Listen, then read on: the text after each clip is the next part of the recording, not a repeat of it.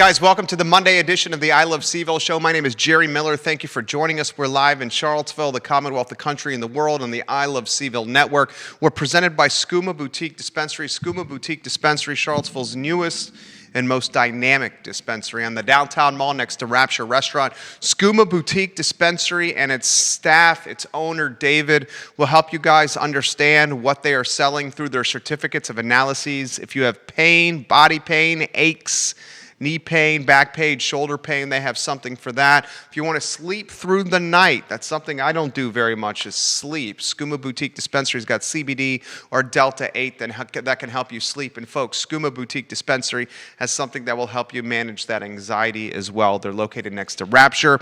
Ting Fiber Internet, guys, powers the network. It's truly crazy fast internet. It's Ting Fiber Internet. A lot we're going to cover on the Monday edition of the I Love CVille Show. And if you have a topic you want us to cover, put it in the comment section and I will relay your thoughts on air, your questions on air on the program. We're going to get, we'll take a deep dive inside the Charlottesville Police Department. We clearly have a divide within CPD, Charlottesville Police, and it's the divide between leadership and rank and file team members. So we'll analyze that divide and the turn of events that have transpired over the course of a week on the I Love CVille Network. We'll talk UVA football and President Jim Ryan and the requirements to attend a UVA football game. We'll identify what those are. We have William and Mary on the docket very soon for UVA football. The season's about to start. UVA on Sunday held opening ceremonies for the classes of 2024 and 2025. We're talking 4,000 people roughly at each ceremony. In fact, more than 4,000 people at each ceremony when you include staff and folks covering the event. They were all on the lawn in fairly close capacity. We'll analyze UVA opening ceremonies today. And speaking of the University of Virginia, they disenrolled 238 students that were not vaccinated, guys. That represents 1% of the student body population here in Charlottesville at Thomas Jefferson University. Ting Pavilion, where Fridays after 5 is held, has some new requirements if you want to enjoy music on the downtown mall. The FDA has finally offered full approval for the Pfizer vaccination. This full approval for the Pfizer vaccination and the COVID shot is likely clearing a path for the government to utilize for mandates. When the Food and Drug Administration offers full approval, then government can utilize the FDA's green light as a way to mandate vaccinations in the country. That topic on the I Love CVille Show. And we'll introduce you into a business that is launching in Virginia Beach that does not exist in Charlottesville and Central Virginia. Think board games, craft beer and cocktails, and an approachable and affordable menu of food. 600 board games meets craft beer and cocktails and an affordable menu of food. That topic on the program. The lead of the show is something that we predicted was going to go viral and would quickly get within the local or the traditional news cycle of TV, print, and radio. Now it has. I'll cut to the chase. We have a divide with team members in Charlottesville Police Department and Chief Brackney, the CEO of the police department. A survey was released that showcased a tremendous amount of unsatisfaction within rank and file members of the police department and its leader, Chief Brackney. Chief Brackney came into a situation that was sticky at best, unpredictable. She replaces Chief Thomas, who served as police chief in Charlottesville for a New York cup of coffee, a hot second. She came into the Charlottesville Police Department after a legend in Tim Longo departed. Police chief role within the police department. Chief Longo now in charge of the University of Virginia Police Department. She came into the Charlottesville Police Department very fresh and riding the coattails of August 12, 2017, here in Charlottesville, a day that will live in infamy in Charlottesville, Virginia history, a day that will undoubtedly be discussed in public schools here in Charlottesville and Albemarle County for decades and generations to come. I don't envy the situation that Chief Brackney went into. It was hostile, unpredictable, combative. It was a lightning rod type of situation. Many of the team members in the police department still had strong alliances and allegiances to Tim Longo. You spend any time with Tim Longo, he's a man's man. He gets after it, pumping iron at ACAC. The guy still to this day is working out and doing workout regimens that very few of us can. You spend a couple minutes talking with him, you understand that he's got this contagious personality. You want to follow him. You want to jump in the mix and go after what Tim Longo is going after. You don't spend that many years as chief of CPD, Charlottesville Police Department, without having a number of supporters and followers, and that's exactly what Tim Longo had. A good example of this is he retires from CPD, now he's the university police chief. So Chief Brackney comes in. She replaces Al Thomas, who was on the job briefly. Al Thomas had, frankly, a difficult time playing the politics game that is Charlottesville City Hall. And the Charlottesville City Hall politics game is a lion's den. A lion's den of double talk, a lion's den of fronting, a lion's den of, double-edged sword personalities. Brackney, who's got a PhD, takes over as police chief. She immediately finds herself into, a couple incidents of hot water. She disassembles the SWAT team, Charlottesville Police Department. She has a beef with a churchgoer off Rugby Road who was cutting through private property to get to church. A man who was deaf, this churchgoer. She's a finalist for a police chief position in Dallas, Texas. I'm sure she did not want it made public that she was moonlighting for open positions in Dallas while serving as police chief in Charlottesville. Unfortunately, very little stays secretive in today's ubiquitous social media era, social media and smartphone era. Now she's got a, how would you characterize it? I would characterize it as a morale issue.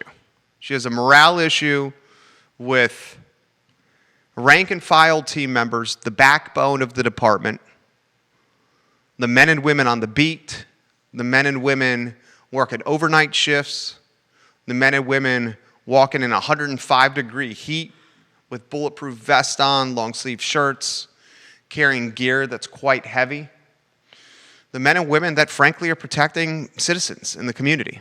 She has a morale issue. A large chunk of the department does not feel confident with Chief Brackney as the leader. Lloyd Snook, counselor of Charlottesville City, and I'm paraphrasing what Lloyd Snook says.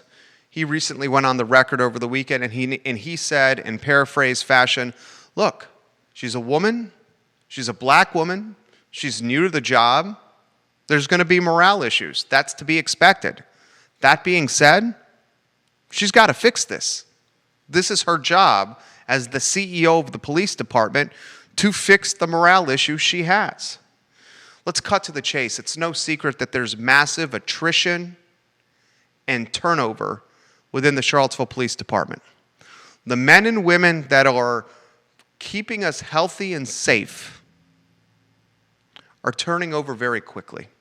And they're sprinting for other jurisdictions and municipalities, greener pastures, if you may, where they can work policing other communities. Take it a step further. Over 70% over 70% of the people that work for Charlottesville City cannot afford to live in the city of Charlottesville. So here you have multiple factors going on. You have the affordability issue. Team members working in the police department at Charlottesville cannot afford to live in the city they're serving. You have the attrition issue.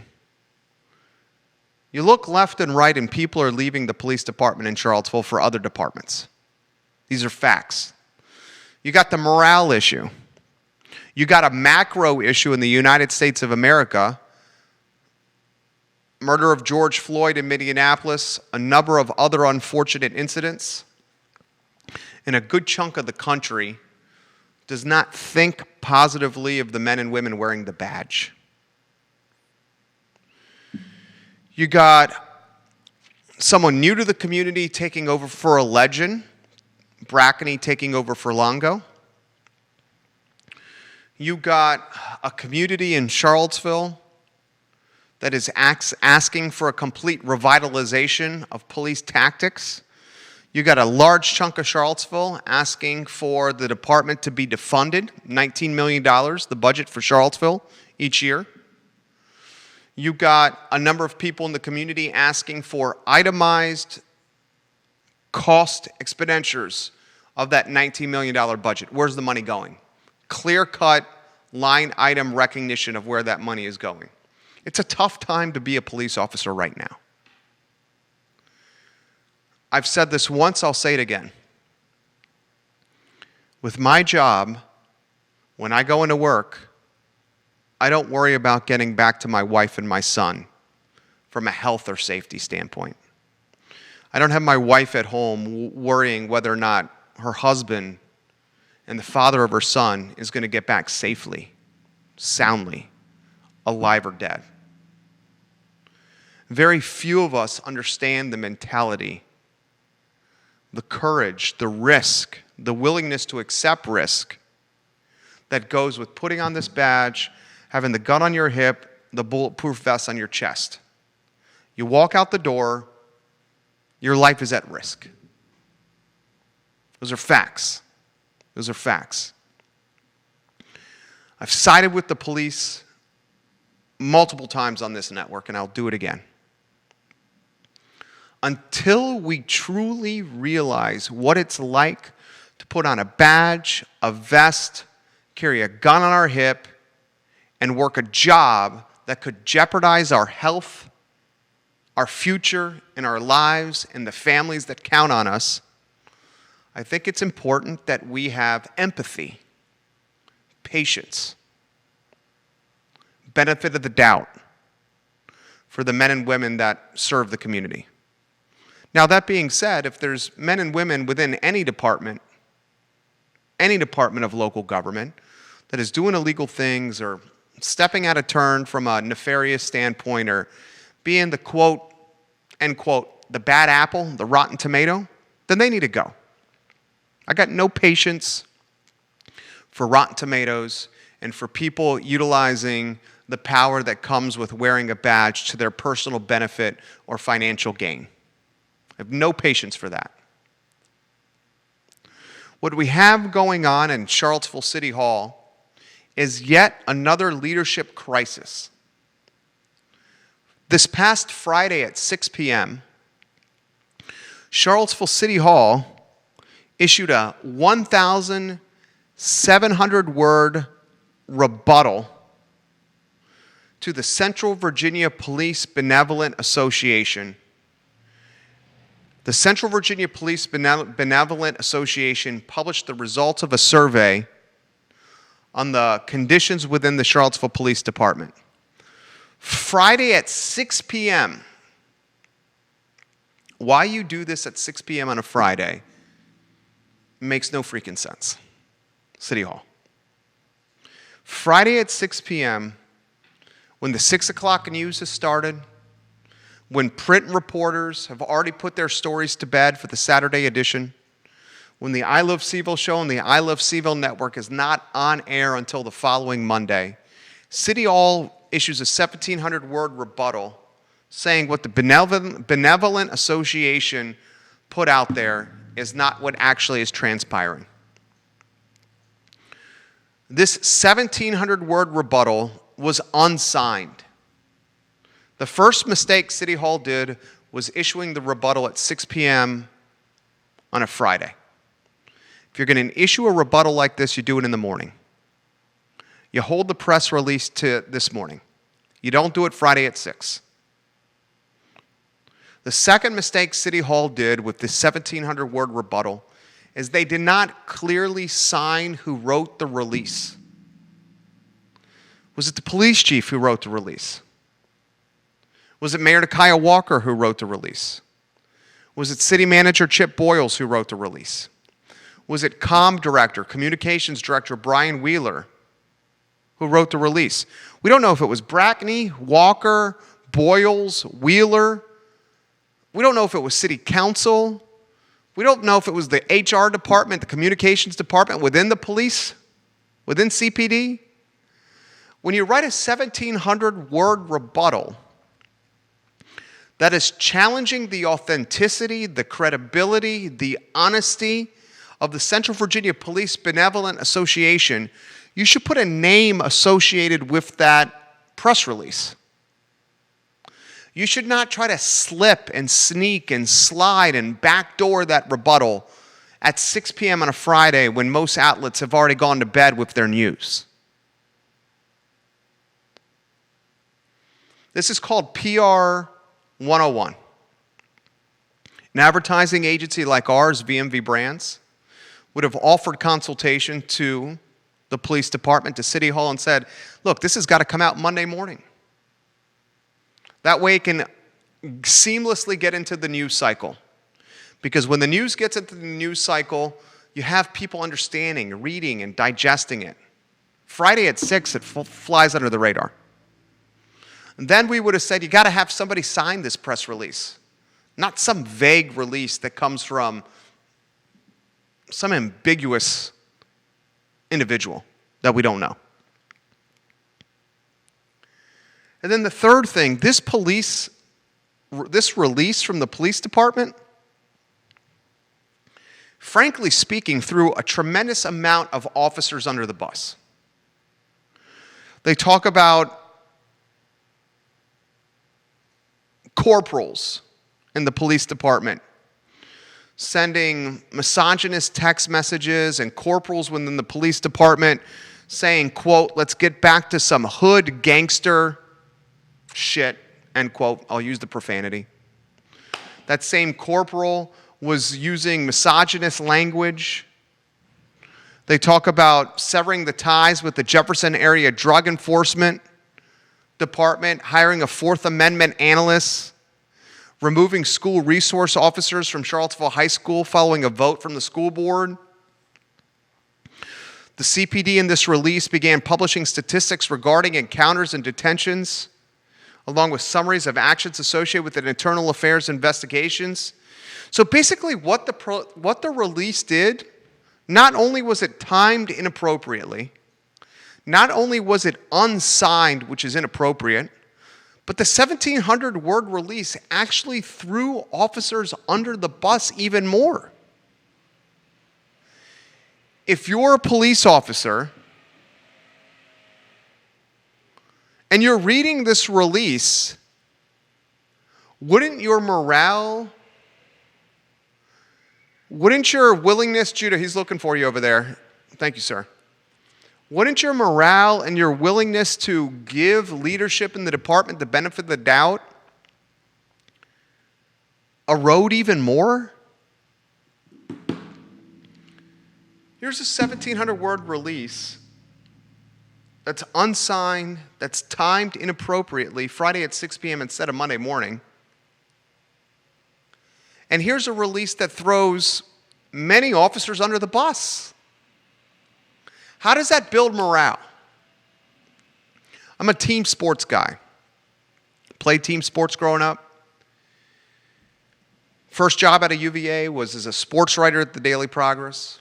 Covered a UVA team sports, high school team sports. Got to cover the Washington football team. The best leaders the head coaches, the general managers of team sports, they keep stuff in-house. Discipline kept in-house. Morale in-house. Beefs among team members in-house. The coaches that made these beefs, these squabbles, these troubles publicly known are the ones that often lost the confidence of the rank and file. This is coaching 101. This is leadership 101. Now, what I'm going to say next is commentary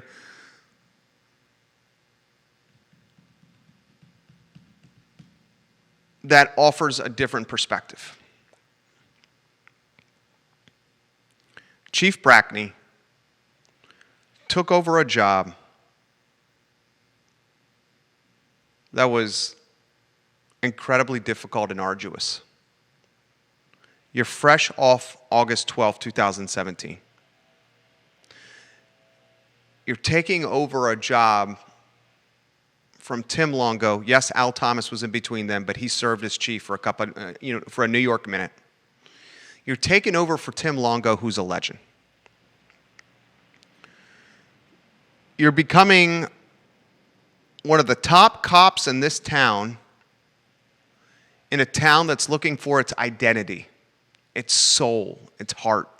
We're still looking for it in Charlottesville. It was not an easy position to take over. You add the fact that she's a female, an African-American female, in a department that's very white and male. And you can see how there's a collision of a lot of different factors that are making this job difficult to navigate. All I said is fair and accurate. The reason she's paid the big bucks, and she's paid it's public record, you can look it up. You can look it up. I mean, it's a significant wage. The reason she's paid the big bucks, this significant wage, is to navigate these factors. And ask yourself, how well is she doing it? Is going after a Dallas police chief job that becomes very well known, navigating the process appropriately?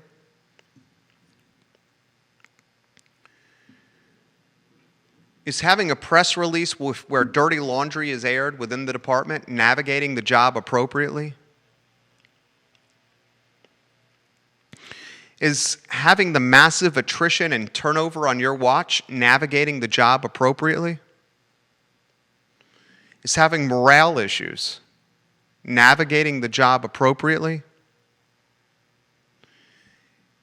Is crashing and showing up unexpectedly to police civilian review board meetings, navigating the job appropriately? These are rhetorical questions, but these are questions you should be asking. Chairman of the Police Civilian Review Board, Bellamy Brown, came on the show last week today, 7 days ago. Very much encourage you to go to ilovecville.com and watch that interview. And the chairman of this review board, a board that's created to help bridge citizens and police officers. That's what the review board is. A group of volunteers, of Charlottesville citizens, who hold police and locals accountable and act as a bridge between taxpayers and police officers. The chairman of this board, Bellamy Brown, friend of the program, big fan of Bellamy Brown, comes on this set, on this network, on this microphone right next to me, and said, I went into this volunteer unpaid job thinking I need to hold the police accountable for the benefit of the citizens. And after time as chairman on the board, he realized that maybe he needs to hold Charlottesville police leadership accountable on behalf of the officers themselves. He says, and I'm paraphrasing, Brown says, and I'm paraphrasing, these guys are already underpaid. They're already underappreciated. They're already disliked by a large portion of the community and the Central Virginia and Charlottesville population.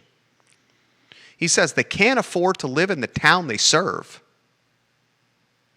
Those factors are going to impact how they police citizens. Then you add on top of that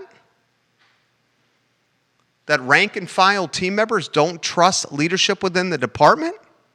And of course, those factors are going to impact any human on how they go about their 9 to 5 or their 12-hour shift. And you know what? Mr. Bellamy Brown is right. Mr. Bellamy Brown is right. Now, before I get off this topic, and I noticed that we have the Daily Progress, NBC 29, CBS 19, and a couple of radio stations watching the show as we speak. Before I get off this topic, we must ask ourselves about the political strategic partnership that's been forged between the mayor and the police chief and the mayor. That joint venture, that partnership is obvious, it's tangible, it's palpable, you can see it. Is that healthy? Is that good for the community? Should the mayor and the police chief, for lack of better phrase, be as thick as thieves? Or should there be some separation, for lack of better phrase, of church and state?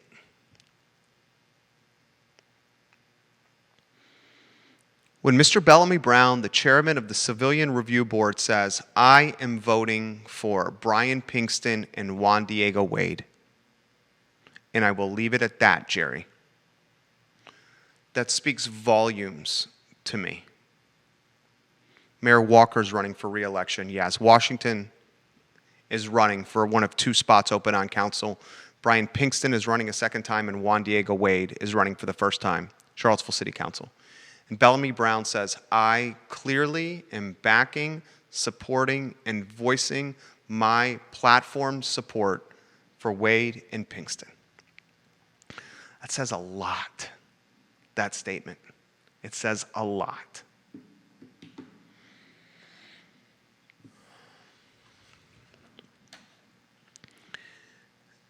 Politics, she's a tricky beast. Politics are not for everyone. They weren't for Al Thomas.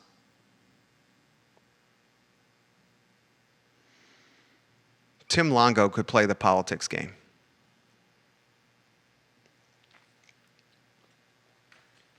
Dr. Richardson, former city manager, could not play the politics game in City Hall. Could not do it.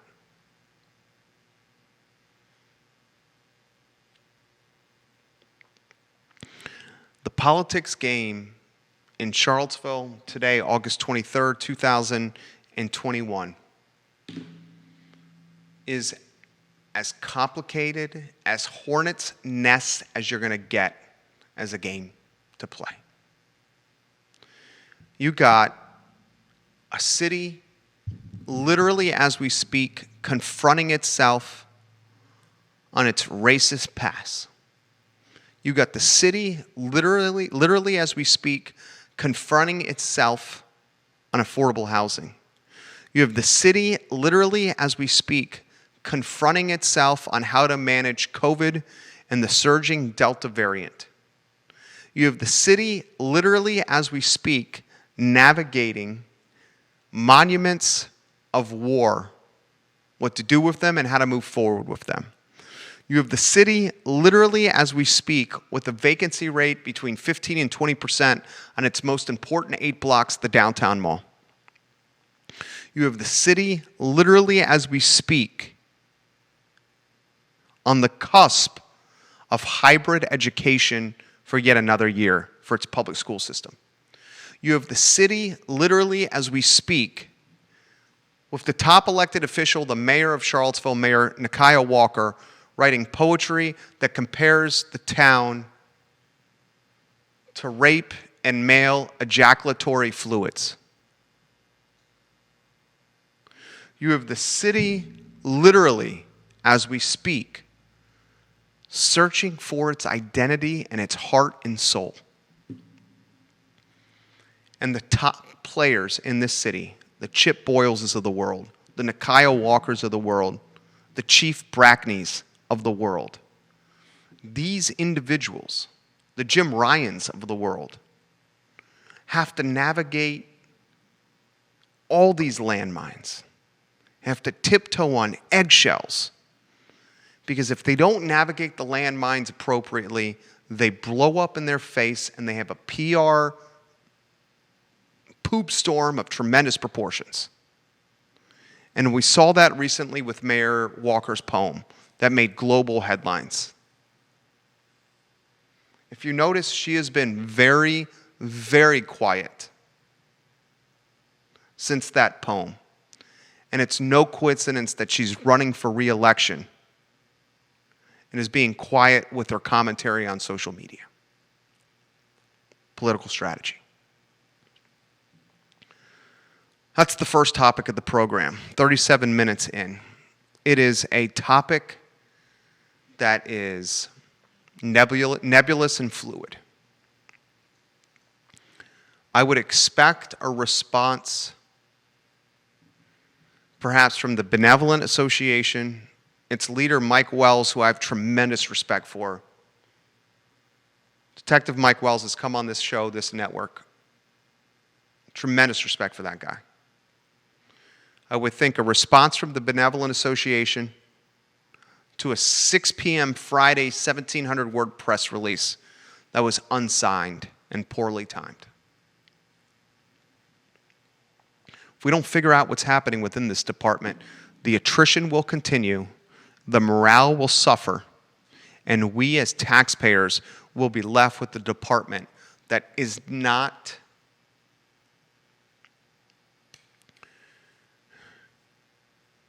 what we need. We got to fix this. We got to fix it. All right, next topic on the program today. And if you have comments, thoughts, perspective that you want to relay on air, put them in the comments section. Jenny Ornalis, Aaron King, Western Almost Finest, Aaron King, Mark Dewey, hello and welcome to the program, just to name a few. I got 5 media outlets watching the program literally as we speak. UVA football, this is positive. UVA football is not requiring masks and is not limiting fan attendance this fall. People who are vaccinated will not be required to wear masks while attending football games or outdoor concerts at Scott Stadium. However, masks will be required at those events in enclosed spaces like restrooms, elevators, or the indoor portion of hospitality suites. I was thinking about this. On Friday, I was out of town spending some time with family in Poughkeepsie, New York. We stayed at the Poughkeepsie Grand Hotel. Poughkeepsie is what? Is that the Hudson River? Beautiful town. Seen some better days, some vacant storefronts. Poughkeepsie is the home of Marist and Vassar, 2 colleges and universities of higher learning, respected universities in college. My wife and I, my family and I, spending some time in Poughkeepsie. I can't think of a more dangerous COVID scenario than riding in an elevator with unmasked people that you don't know that are strangers. I've compared school bus driving. You're a school bus driver. There's no secret there's a shortage of bus drivers in school districts and municipalities and jurisdictions. You're a bus driver, you're underpaid. You're a bus driver, you're underappreciated. You're underrespected. You're a bus driver, you don't get good benefits, health benefits, work perks. You're a bus driver, you're driving a poorly ventilated tin can with 20 to 40 rugrats that don't listen to you, unvaccinated rugrats, unmasked rugrats, breathing the same air in a poorly ventilated tin can. No secret we have a shortage in bus drivers. You know what's more dangerous and risky than riding a school bus? Getting on an elevator with unmasked people, going up and down floors in a box the size of a closet. That's what's more dangerous than a school bus driver. Mask not required at football games or outdoor concerts at Scott Stadium. You got to show some proof of vaccination, though. UVA on Sunday held opening ceremonies for the class of 2024 and the class of 2025. The class of 2024 gathered on the lawn this past Sunday at 1 p.m. in 90-degree heat. Nearly 4,000 students sitting next to each other, with President Ryan and his staff also in the mix in addressing the students. So 4,000 people at 1 o'clock on the lawn. Later that day, the next class was honored, and the next class was the class of 2025. That's 5 hours after the class of 2024 had opening ceremonies. And the class of 2025 is roughly it's exactly 3,919 first-year students. There's 3,919 first-year students at UVA. Here's a great stat. 56% are female. 56% of the 3,919 first years at UVA are female. So over the course of an afternoon and evening this past Sunday, you had 7,919 students sitting in seats next to each other. Excuse me. Almost 8,000 kids. 8,000 students, excuse me. The students are back, UVA. We're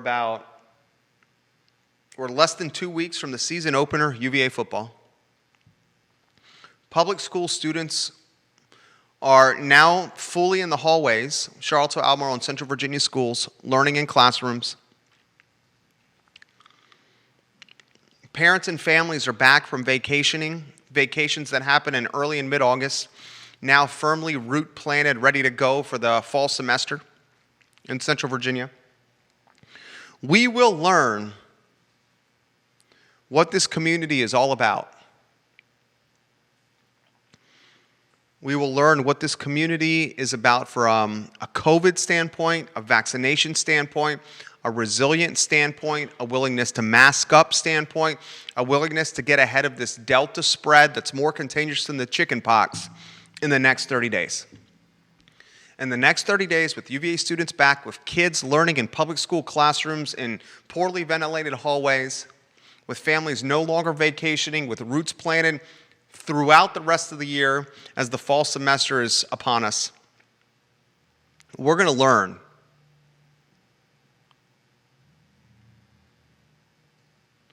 what Charlottesville and Central Virginia is about from squashing this pandemic, whether we will do it or not. Lee Elberson, friend of the program, CEO of Claiborne Education, puts the over-under at Thanksgiving for students going back to 100% hybrid. He says, let's put the over-under at Thanksgiving. He takes the under before Thanksgiving for students going back to hybrid learning. I pray, I'm a God-fearing man. I hope, I'm a positive guy, glasses half full guy, that that's not the case. Time will tell. Next topic on the program, UVA disenrolled 238 students because of no vaccination. That represents about 1% of the population. UVA is not messing around. If you don't comply and you don't get vaxxed, you're peacing out. Interestingly, Students are required to get vaccinated, but staff and faculty are not. How is that not a contradiction, a catch-22, or hypocrisy? UVA says to its student body, you and your parents are what keeps UVA running a for-profit business in the black. Student body, you must be vaccinated to come back to Charlottesville.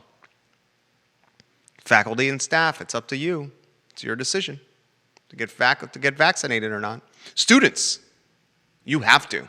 Faculty and staff, it's your decision whether or not to get vaxxed. That seems like, to me, hypocrisy. The Ting Pavilion, much like other music venues and concert venues in this area, is now requiring attendees and guests to show proof of vaccination or a negative test within the past 72 hours.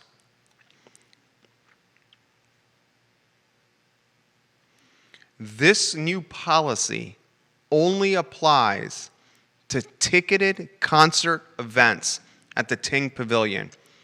It does not apply to Fridays after 5 events that are still on the calendar the rest of the year. Much easier to navigate the proof of vaccination process in a ticketed event where people are going through turnstiles and waiting in line than Fridays after 5, when we just kind of meander and matriculate and move within the venue. You got to have a negative test within 72 hours if you want to go to a ticketed event at the Ting Pavilion or show proof of vaccination. And speaking of proof of vaccination, the FDA now has given full approval for the Pfizer vax. Full approval for the Pfizer vax. I know a lot of folks don't want to hear this. When the Food and Drug Administration gives full approval for the Pfizer vaccine, this is a leverage point for government to mandate vaccines across the board. As the other vaccines get FDA full approval, please listen. The next thing that's going to happen is a mandate of government for this vaccination for its citizens. I know a lot of folks don't want to hear this, but that's the next thing that's going to happen. Board games, this intrigued me when I was reading the Virginia Beach newspaper, the Virginian Pilot. I like the Pilot. There's a business that's soon to open that's a board game concept, a restaurant concept, and a bar concept. 600 board games, an approachable bar with craft beers and cocktails, and a menu that's priced fairly. You can go to Roll With It Board Game Cafe and Bar.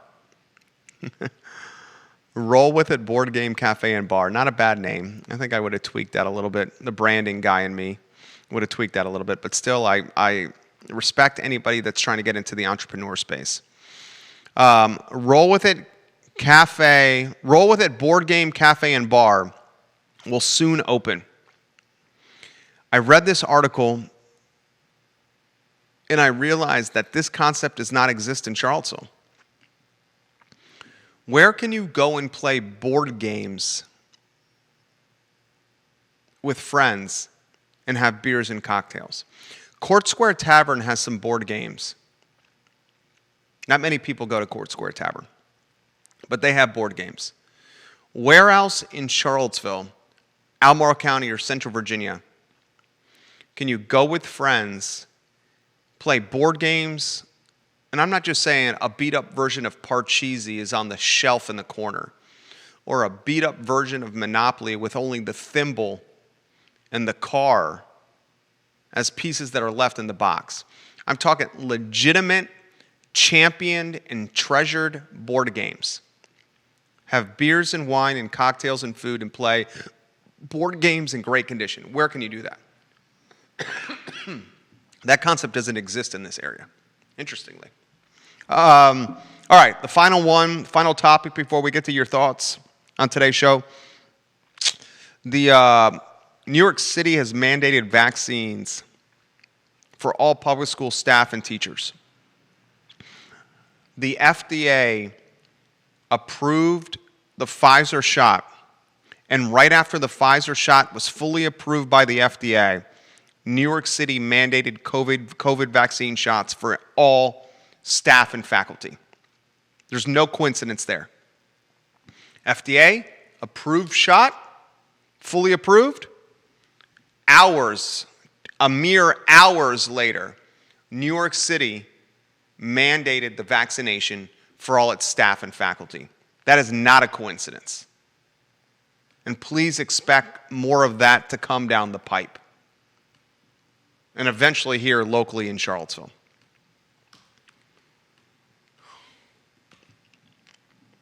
Oh, I want to mention this. Did you know Animal Connection and Patty Zeller was named the Retailer of the Year in the pet category?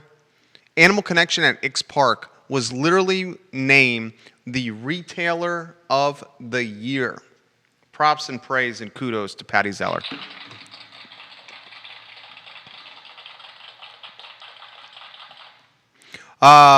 Janice Trevelyan, good call.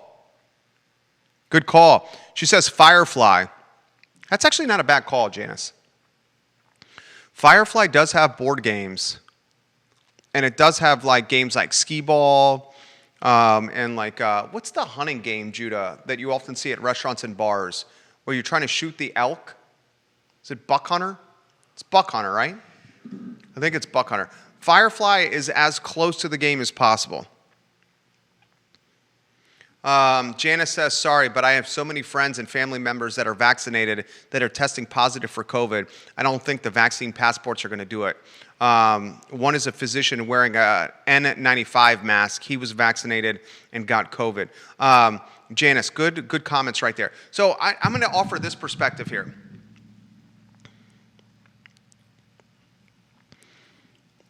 Beating COVID is as much about vaccinations and vaccination rates and hospitalizations and cases and deaths and empty hospital beds. It's that. It's no question. But it's also the battle of perception.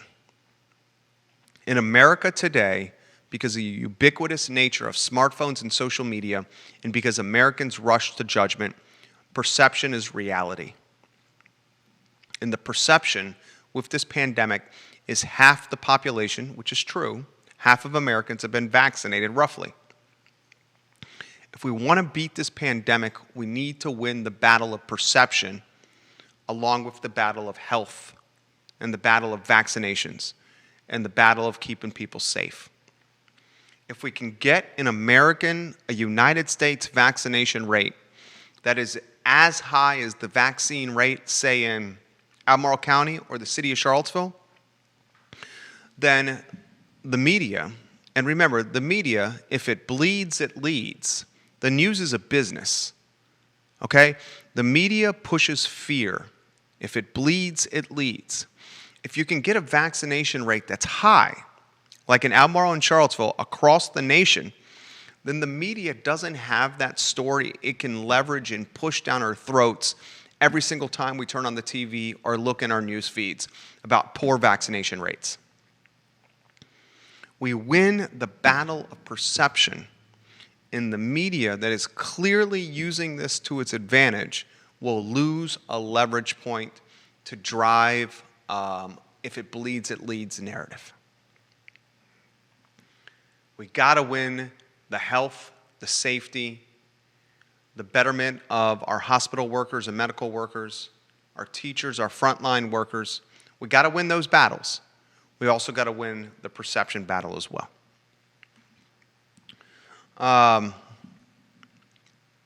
Scott Aaronworth, the Esquire in Virginia Beach, says, amen, Jerry. And do not forget the rap concert they held Saturday night at the University of Virginia. They had a pretty large concert on Saturday night. Scott Aaronworth is exactly right. And that was, who was it, Jack Harlow? It was Jack Harlow, Saturday evening, getting after it. He's a rapper, an American rapper.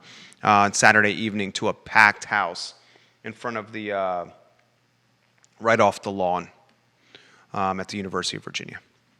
All right, so that's the Monday edition of the show. It's good to be back, man. It's good to be back. Scott, thank you for those comments. Janice, thank you for those comments as well. Johnny, thank you for interacting with the show. It's good to interact with you. If you have topics, questions, ideas you want on the program, send me a DM, and we likely will relay them on air. The show's dynamic and interactive. I'm going to close the program by saying this police civilian review board and this police morale issue and this benevolent association issue, and folks, frankly, uncertain about leadership here in Charlottesville Police Department, it's not going away anytime soon. It's not going away anytime soon. This is the Monday edition of the I Love CVille Show. Thank you for joining us. We will see you tomorrow at 10:15 a.m. with Real Talk with Keith Smith. Take care.